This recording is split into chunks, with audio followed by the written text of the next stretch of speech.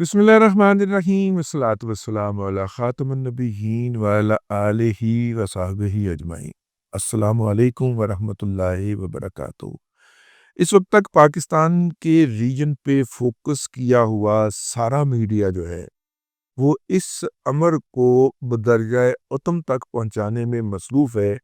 کہ پاکستان اور افغانستان کے درمیان اس وقت گھمسان کا رن پڑا ہوا ہے۔ حالانکہ وہ گھمسان کا رن ختم ہوئے کافی دیر ہو گئی، لیکن اس کے باوجود اس ماحول کو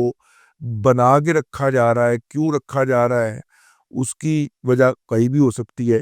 میڈیا انگیجمنٹ بھی ہو سکتی ہے، کیونکہ اس وقت جو کچھ انڈین یوتھڑوں کے ساتھ امریکیوں کے ہاتھوں ہو رہی ہے، اور امریکی یوتھڑ اور انڈین یوتھڑ آپس میں کتے و کتی ہو چکے ہیں، اس سے توجہ ہٹانے بھی مقصود ہے تاکہ ہم اس میں اپنا حصہ نہ ڈال سکیں۔ مطلب انڈین کو جہاں پہ مار پڑ رہی ہوگی، پوجیت کہا کہ وہ گورے اس کا توا لگا رہے ہوں گے اور وہ تصویریں شائع کر رہے ہوں گے کہ جناب جان ایف کینیڈی کی روڈ پہ شیشے کا کور لے کے ایک انڈین یوتھڑ H1B پہ جو HB1 پہ کی ہے ویزا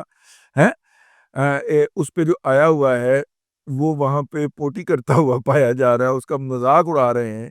ایسی صورت میں ہمیں بھی تو انگیج رکھنا ہے۔ اس وقت تک جب میں آپ سے مخاطب ہوں، اہم خبر دینے لگا ہوں، جو 6 چوکیاں جن کے اوپر افغانوں کو پھینٹ لگا کے بھگایا گیا تھا وہ ابھی تک خالی ہیں، اور افغانستان کی موجودہ قیادت نے جا کے ایک بہت بڑا دروازہ کھٹکھٹایا ہے، اور وہ دروازہ کس کا ہے؟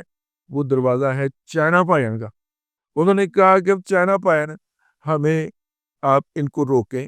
کیونکہ پچھلی دفعہ ان کا مطالبہ جو کامران یوسف نے بتایا تھا جب وہ چائنا کے دورے پہ گئے تھے، تو پچھلی دفعہ سے افغانوں نے یہ مطالبہ کیا تھا کہ ہمیں 7-8 ارب روپے کی لگائیں، پتی لگائیں، آپ ہیں رشوت لگائیں۔ تو یہ جو افغانو ہیں، یہ جو یہاں پہ بارڈر کے ساتھ بیٹھے ہیں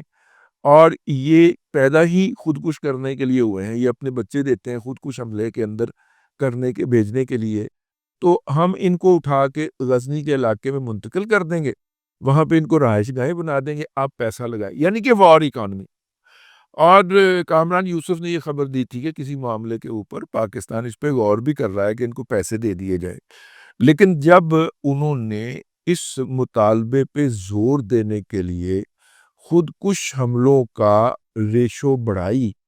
تو پھر آگے سے پھینٹ بھی لگی، ٹھیک ہے، کوئی بم شم بھی مارے گئے ہیں، اور نتیجے کے طور پہ وہ تمام جو میٹنگ اس وقت ہو رہی تھی، اور ذمہ دار ذرائع کا یہ کہنا ہے افواج پاکستان کے کہ وہاں پہ اس وقت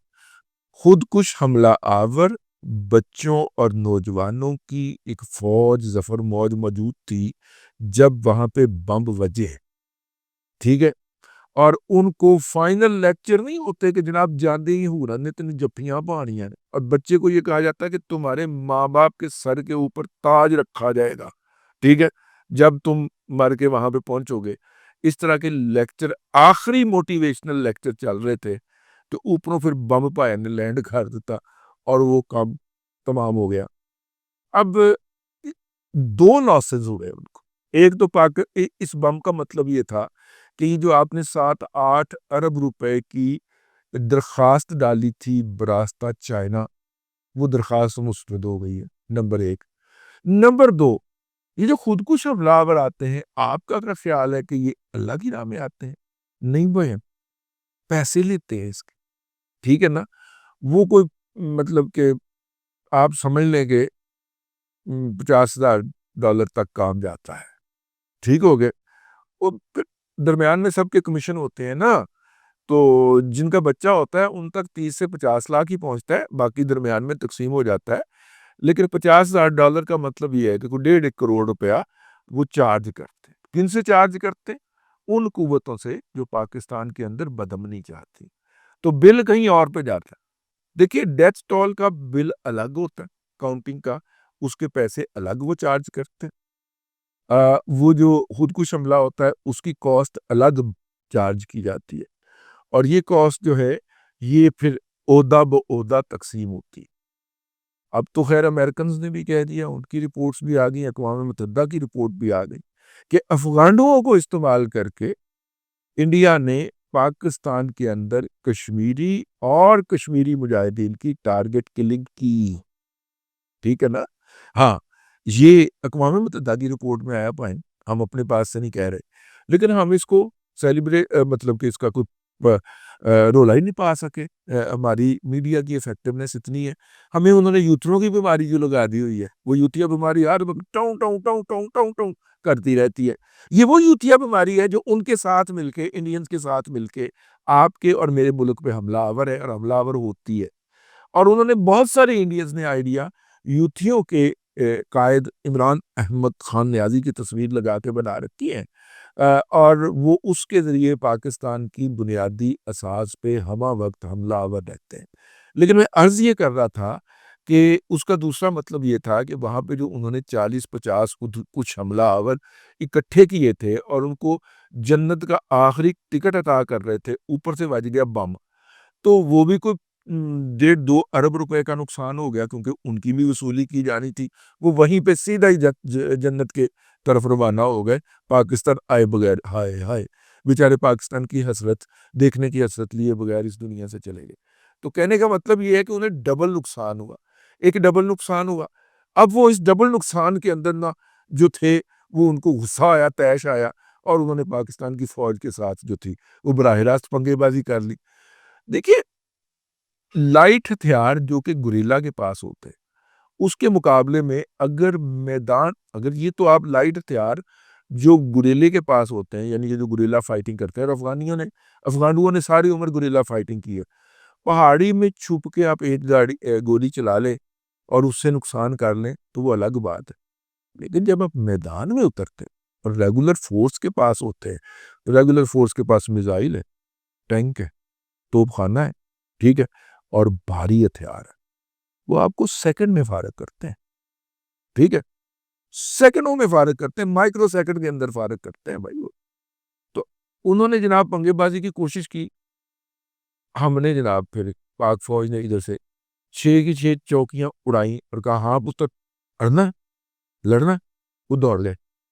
اب ان 6 چوکیوں میں واپسی کے لیے منت سماجت ہو رہی ہے کہ ہم ان 6 چوکیوں میں جا کے بیٹھ جائیں تو آپ جو ہیں وہ ہمیں کچھ کہیں گے تو نہیں، اور ابھی تک ادھر سے ایک سکوت طاری ہے، سوچتے ہیں۔ ٹھیک ہے نا؟ ہاں، تو اس لیے کس ایشو کو زندہ رکھنے کے لیے ریجنل میڈیا کے اندر وہ وائس آف امریکہ ہو اردو کا، ہے اردو وائس آف امریکہ جو ہے وہ ہو،